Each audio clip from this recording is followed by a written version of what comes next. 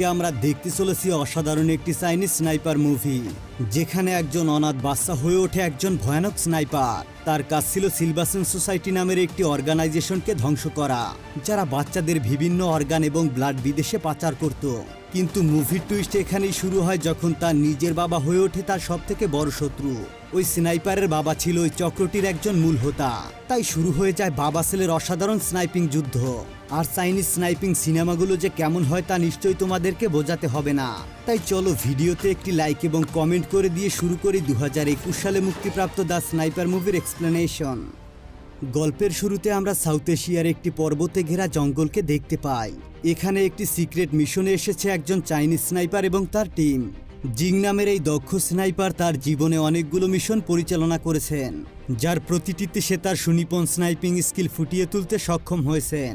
তো রিসেন্টলি তারা জানতে পেরেছে সিলভাসেন সোসাইটি নামের একটি ইলিগাল সংস্থা সম্পর্কে।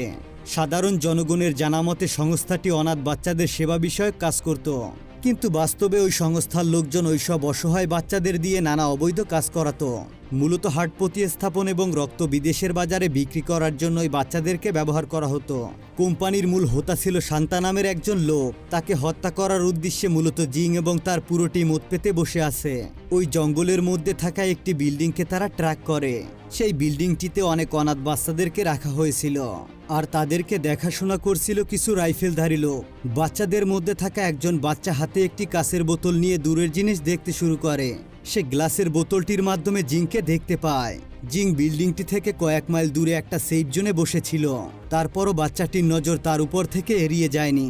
জিং সিদ্ধান্ত নেয় সেই বাচ্চাটিকে উদ্ধার করবে, কিন্তু টিমমেটরা জানায় আমাদের মেইন টার্গেট হচ্ছে শান্তা এবং তার টিমকে খতম করা। বাচ্চাটিকে উদ্ধার করার জন্য প্রস্তুতি নেওয়া হয়। ঠিক তখনই কিছু লোক এসে বাচ্চাটিকে জোরপূর্বক একটি ঘরের মধ্যে নিয়ে যেতে শুরু করে, কেননা কিছুক্ষণের মধ্যে বাচ্চাটির অপারেশন শুরু হবে। জিং মনে মনে ভাবে এই বিল্ডিংয়ে থাকা বাচ্চাদেরকে কিভাবে উদ্ধার করা যায়। এই বিষয়টি নিয়ে সে গভীরভাবে পরিকল্পনা করছিল। তখনই সেখানে শান্তা এবং তার দলবল উপস্থিত হয়। টিমমেটরা ভাবতে থাকে কোনোভাবেই যেন তাদের মিশন ফেল না হয়ে যায়। শান্তা যখন গাড়ি থেকে বের হচ্ছিল তখন সে পুরোপুরি জিংয়ের স্নাইপারের টার্গেটে ছিল। ইচ্ছে করলেই জিং শান্তাকে খতম করতে পারত, কিন্তু জিং তার স্নাইপারের নিশানা বদল করে। সে শান্তাকে মারার পরিবর্তে অপারেশনের রুমে থাকা ডাক্তারের হাতে নিশানা করে গুলি করে দেয়। বন্দুকের গুলি করার সাথে সাথে ফিল্ডিংয়ে থাকা গার্ডদের সাথে জিংয়ের সেনা সদস্যের তুমুল যুদ্ধ লেগে যায়। পরিস্থিতি বুঝতে পেরে কোনো রকমে শান্তা গাড়িতে ওঠার চেষ্টা করে। তখনই সোলজারদের মধ্যে কেউ একজন তার গায়ে গুলি করে দেয়। গুলিটি এসে সোজা শান্তার কাঁধে লাগে। এ যাত্রায় সে প্রাণে বেঁচে যায়। ভয়ঙ্কর সেই লড়াইয়ে বিল্ডিংয়ে থাকা অনেক বাচ্চারাই মারা যায়, কারণ শান্তার লোকেরা সোলজারদেরকে টার্গেট না করে এলোপাথারিভাবে গুলি করতে থাকে।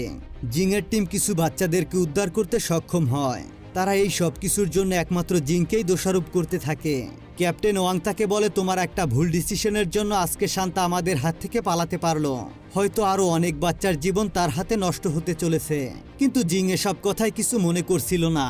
সে উদ্ধার করা বাচ্চাটিকে তার সাথে নিয়ে যায়। এরপরে 10টি বছর কেটে যায়।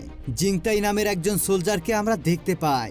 এই জিংতাই আর কেউ নয়, বরং 10 বছর আগে জিংয়ের উদ্ধার করা সেই বাচ্চাটি। তাকে সৈনিকদের সমস্ত প্রশিক্ষণ জিং নিজেই দিয়েছে, আর এখন সে একজন পরিপূর্ণ ফাইটার।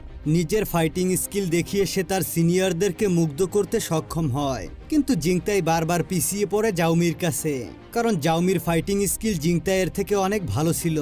সিলভাসেন সোসাইটি থেকে জিং এই দুই বাচ্চাকে উদ্ধার করে তার কাছে রেখেছিল।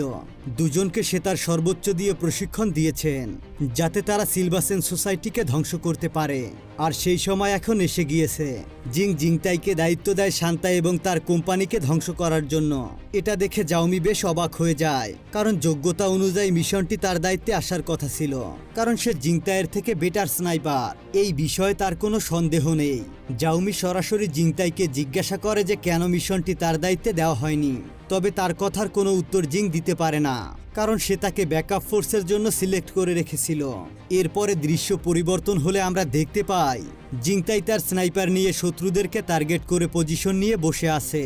পুরো শত্রু টিম তার নিশানায় রয়েছে। কন্ট্রোল রুমে বসে তার অ্যাক্টিভিটি ভিডিওতে দেখছিল রিং এবং ক্যাপ্টেন ওয়াং। ক্যাপ্টেন তাকে বলে, এর আগে আমরা অলরেডি 7 বার মিশনে ব্যর্থ হয়েছি, তাই এবার আমাদের যেভাবেই হোক মিশনটি সফল করতে হবে। তবে আমার ধারণা আমাদের টিমের মধ্যে কেউ শান্তার হয়ে কাজ করে। নয়তো তার আগে থেকে মিশনের খবর সে কিভাবে পায়? ক্যাপ্টেন ওয়াং এই কথা